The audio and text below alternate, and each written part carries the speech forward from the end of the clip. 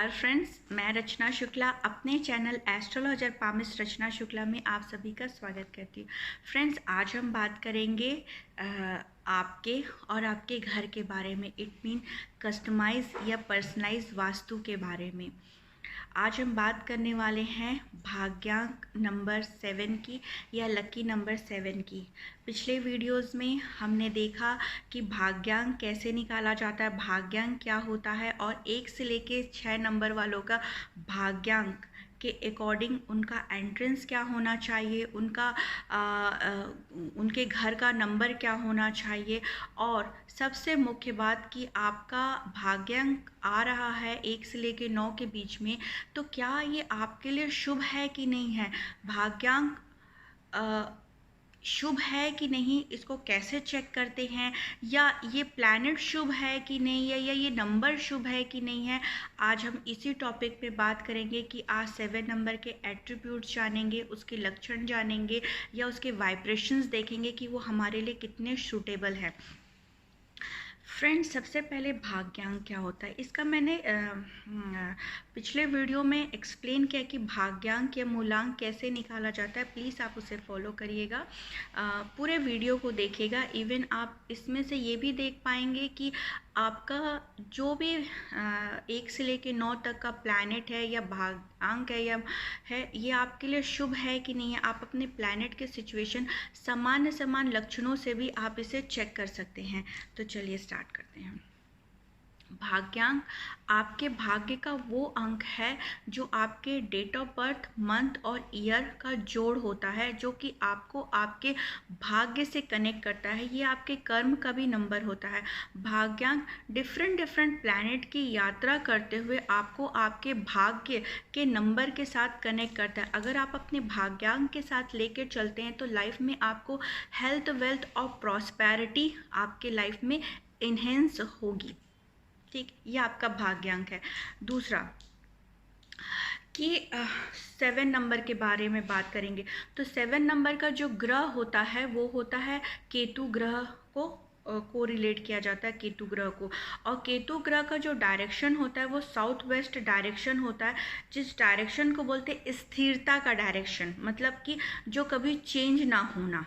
ठीक है, ऐसा डायरेक्शन जिसमें हम रिलेशनशिप देखा जाता है कि यस, आपका रिलेशनशिप में बैलेंस, आपकी बैलेंस दिखेगी कि नहीं, या जो आपने अपनी प्रॉपर्टी, चाहे वो आपने स्वयं बनाई हो या प्रॉपर्टी, गोल्ड, या फिर जो आपको पेरेंटल मिली हो, गिफ्टेड मिली हुई हो, उसमें कितनी स्थिरता है आप इस डायरेक्शन से देख सकते हैं। अगर आपका केतु या 7 नंबर का जो वाइब्रेशन है तो इट मीन आपके 2 पार्ट में बहुत अच्छा रिफ्लेक्शन देगा। एक तो आपका रिलेशनशिप कितना बैलेंस्ड है, आपके जो मेन मुखिया होते हैं उस घर के, इट मीन लाइक मी और मेरे हस्बैंड, मेरे घर में, इन दोनों के रिलेशनशिप में बॉन्डिंग आपको इसी ग्रह के एट्रीब्यूट या फिर उसके जो वाइब्रेशंस है आप इसी के चेक कर सकते हैं कि 7 नंबर का जो वाइब्रेशन है आपके लिए कितना पॉजिटिव है। अगर आपके रिलेशनशिप बहुत अच्छे जा रहे, या फिर जो प्रॉपर्टी, बैंक बैलेंस, या फिर आपने जो भी गोल्ड या समथिंग कुछ बाय किया है वो आपके लिए लास्ट मोमेंट तक सेव रहता है और आप अपने बच्चों को गिफ्ट देते हैं कि नहीं, यहाँ से आपको कोरिलेट किया जाता है। मतलब स्थिरता, बैलेंस, जो कि कभी चेंज ना हो। तो ये डायरेक्शन उसी चीज़ों को या उसी को रिप्रेजेंट करता है। अगर आपका 7 नंबर का वाइब्रेशन सही है तो आप यहाँ पर साउथ वेस्ट डायरेक्शन का एंट्रेंस ले सकते हैं, और प्लस 7 नंबर के घर का नंबर भी आप चूज़ कर सकते हैं, या घर का नंबर या फिर आपके मोबाइल का नंबर या कार का नंबर भी आप 7 नंबर चूज़ कर सकते हैं। और आपका, अगर आगे हम इसके लक्षणों के बारे में बात करेंगे, 2 लक्षण तो मैं आपको बता ही चुकी हूँ कि आपका रिलेशनशिप और आपके जो वो प्रॉपर्टी या आपने जो इकट्ठा किया या जो गिफ्टेड मिला उसमें कितनी स्टेबिलिटी है। 2 लक्षण तो आपको दे दिए हैं। अब बात करते हैं 7 नंबर के वाइब्रेशंस के बारे में, और यहाँ से आप चेक करेंगे कि 7 नंबर का जो वाइब्रेशंस है आपके लिए शुभ है कि नहीं है। सबसे पहले जो 7 नंबर है वो अगर आप उसको न्यूमरोलॉजिस्ट में देखते तो एक व्यक्ति, बुढ़ा बुजुर्ग व्यक्ति अपने हाथ में लालटेन लिए हुए खड़ा हुआ है। तो इट मीन इसको ये कहा जाता है कि एक बुजुर्ग मतलब ज्ञानी, बुजुर्ग को हमेशा ज्ञानी से लिया जाता है और वो लाइट दिखा रहा है, रोशनी मतलब लाइटनिंग कर रहा है सोसाइटी को, समाज को, हमको। तो इसके वाइब्रेशन को हम ये कह सकते हैं कि एक ऐसा व्यक्ति जो समाज में लाइटनिंग दिखा रहा हो, प्रकाश डाल रहा हो, हमें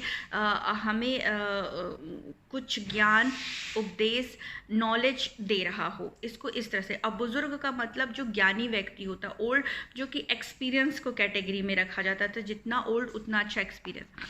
अगर रिलेशनशिप में देखा जाए तो अगर किसी के दादाजी का साथ लंबे समय तक उसको मिला हो तो इट मीन 7 नंबर का वाइब्रेशंस उसके लिए बहुत अच्छा होगा।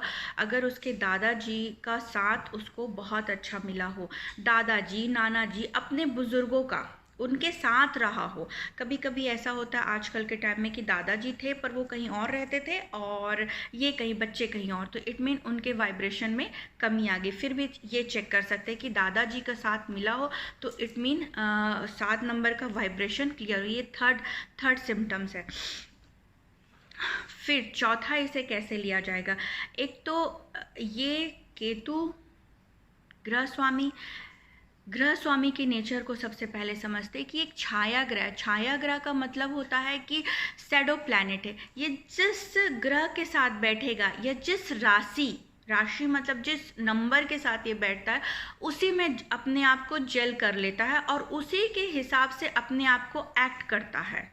इसका अपने कोई स्पेशल इनके एट्रीब्यूट्स नहीं होते हैं।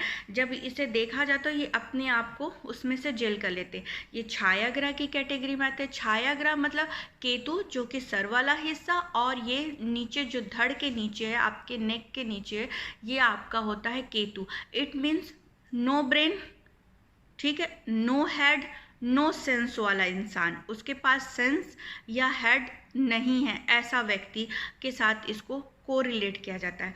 ऐसे ग्रह का एक स्लोगन भी होता है कि केत छुड़ाए खेत। जब केतु या 7 नंबर का गलत वाइब्रेशन आता है, या जैसे कि महादशा, अंतरदशा, प्रत्यंतर दशा आए, या 7 नंबर का वाइब्रेशन उसके साथ रॉन्ग इफेक्ट कर रहा है, तो क्या होगा?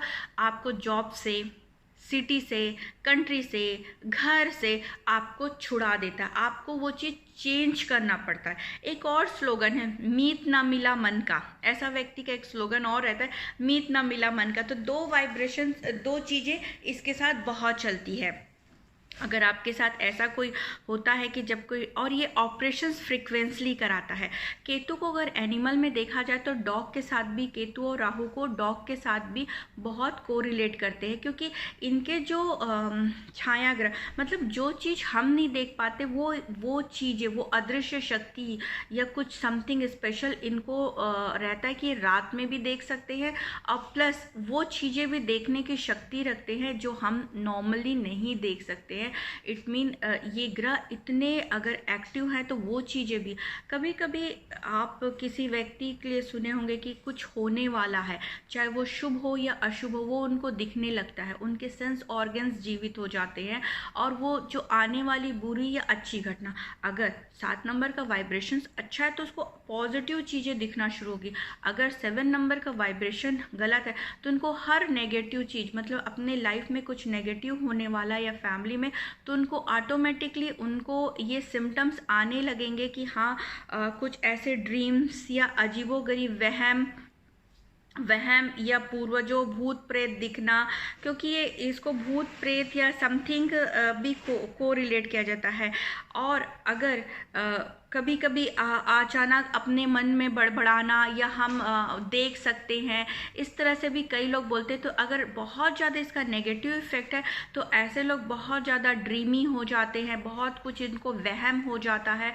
और अगर ये 2 नंबर के वाइब्रेशन के साथ आ जाए तो ये सुसाइडल टेंडेंसी या भूत प्रेत दिखना तक, या जिन्न लगना या भूत प्रेत लगने वाली भी जो टेंडेंसी होती है, इसी में ही वाइब्रेशन का रॉन्ग हो जाने से ही ऐसा आता है। तो अगर ऐसा कुछ होता है कि अजीबोगरीब वहम या कुछ दिखता है आपको, नेगेटिव चीज़ें आपके सपने में आ रही है, तो इट मीन 7 नंबर का वाइब्रेशन सही नहीं है। इट मीन आप इस डायरेक्शन को अवॉइड कर सकते हैं, या इस नंबर को भी आप अपने लाइफ में, जो भी घर का नंबर हो, आप इसे अवॉइड कर सकते हैं। अगर 7 नंबर का वाइब्रेशन अच्छा है तो ऐसा व्यक्ति एक स्पिरिचुअल मैन कहलाएगा, स्पिरिचुअलिटी की खोज रहेगी। ऐसा व्यक्ति बोलेगा मैं पुनर्जन्म में, पिछले जन्म में क्या था, मैं कौन हूँ, मेरा गोल क्या है, मैं क्या करने के लिए धरती में आया हूँ।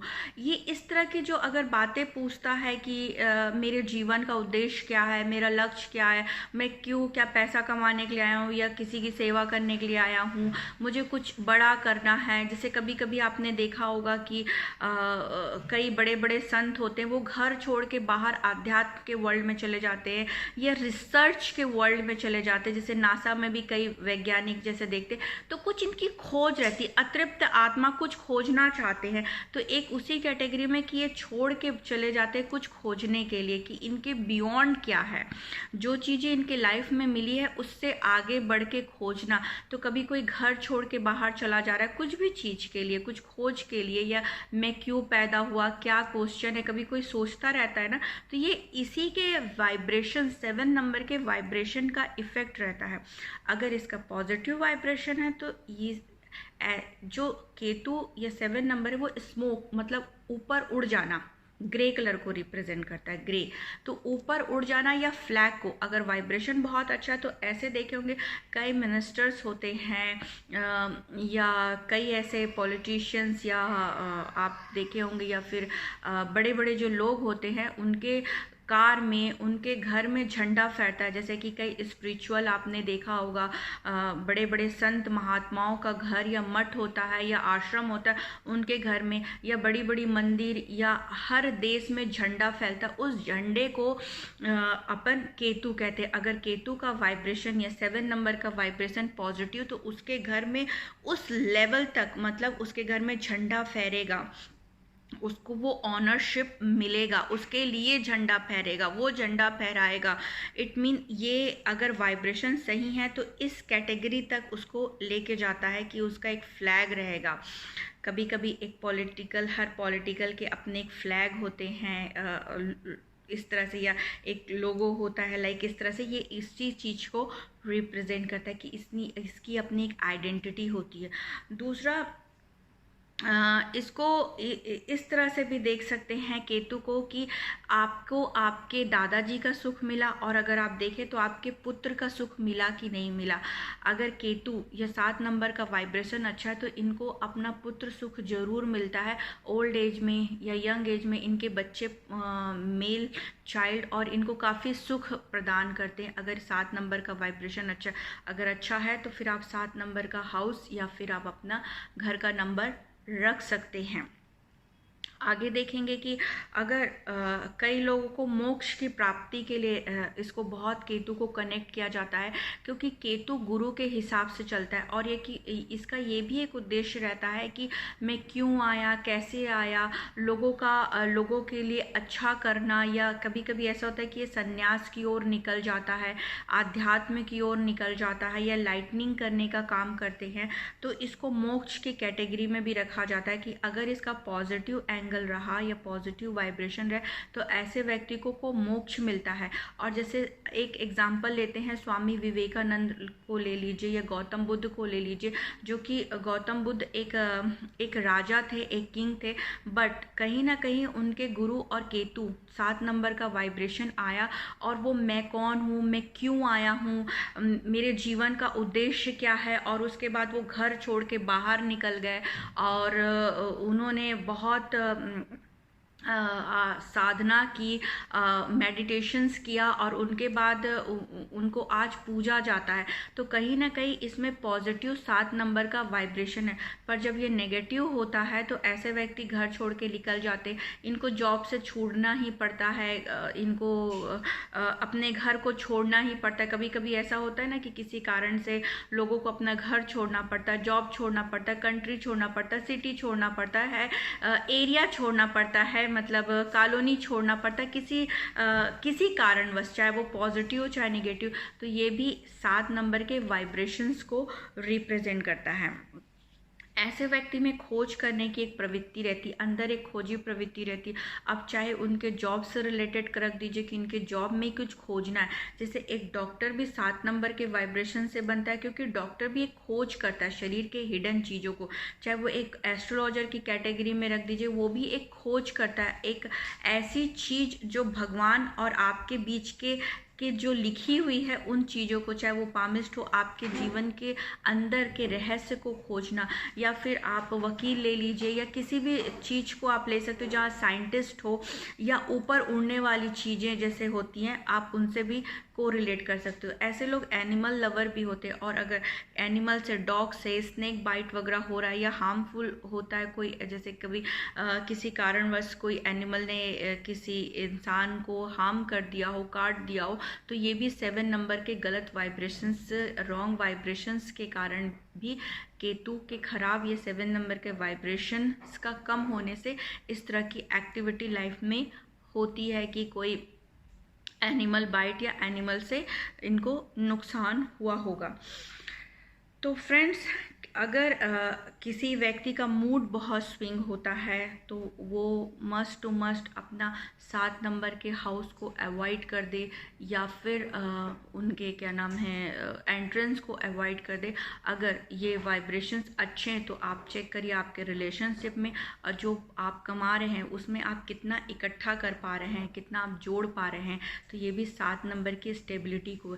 थर्ड चीज़ ये होता है कि यहाँ पर अगर 7 नंबर के वाइब्रेशंस बहुत अच्छे, तो इट मीन आपका बेटा आपका कहना मानेगा, आपकी जो बहू है या आपकी बेटी है वो आपका कहना मानेगी, आपके हिसाब से चलेगी।